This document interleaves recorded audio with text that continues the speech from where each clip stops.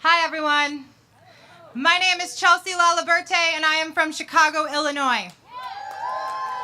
I am a daughter, a sister, a girlfriend, a friend, a student, an educator, and an advocate for change, but most importantly, I am a person.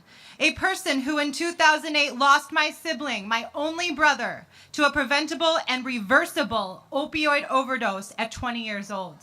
My brother Alex was a person too. In fact, he was a classy, brilliant, kind, involved, would give the shirt off of his back kind of person. He was a person with soul and style, creativity and spirit. A person who, while at the worst point in his disease, maintained a 3.5 GPA at his Midwestern University, showed up on time, loved deeply, spoke genuinely, and contributed to society by volunteering. Due to the severity of stigma's wrath, people forget that Alex was a person. Or if they never knew him, they just assume he was one of the following words that I would love to eradicate from the human vocabulary.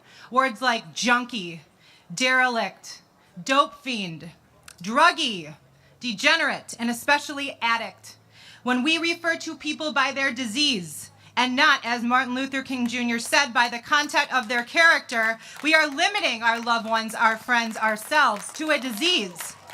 And this limited response to the injustice by our government will do nothing to prevent 17,000 people from dying this year of accidental opioid overdose.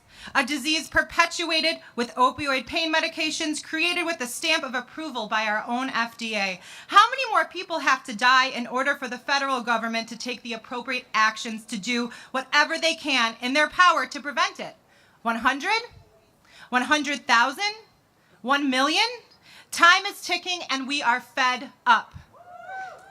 We can no longer live in a country where medical treatment is dictated by majority rules. Addiction is a disease, just like heart disease or cancer. It has to be treated differently for each person until recovery is feasible and supported. But how do we do that in a capitalist nation where lawmakers are asking for any answers and not the most relevant answers? Prescription monitoring programs are an incredible method to pinpoint individuals dependent on opioids. But what do we do once we have identified them?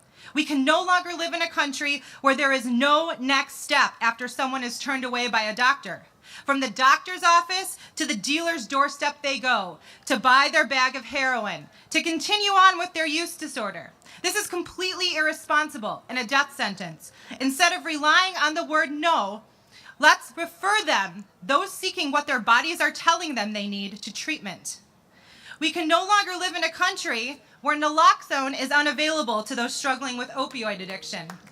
In most states in America, people do not have access to naloxone. Imagine how well it would be received if a diabetic could not access an EpiPen, because people might think that the government supports genetic disposition to it or poor diet. That would never happen, and it is the same exact concept. It's time the federal government developed a much-needed National Naloxone Act and 911 Good Samaritan overdose law, and in doing so, work with major pharmacies to offer it over the counter. If an opioid user can purchase a clean needle at a pharmacy, they should certainly be able to purchase the solution to their potential overdose there as well. This is a disease. Let's treat it like one. We can no longer live in a country with an education system that does not know how to appropriately and effectively educate youth about drugs and addiction. With increased federal funding of research for drug education and enhancement of the evidence-based efforts currently available, we are one step closer. I pledge allegiance to the flag of the United States of America and to the republic for which it stands, one nation, under God, indivisible, with liberty and justice for all. Liberty and justice for all. These words, each of us has recited every morning as students in schools. Schools with no effective and comprehensive drug or addiction curriculum.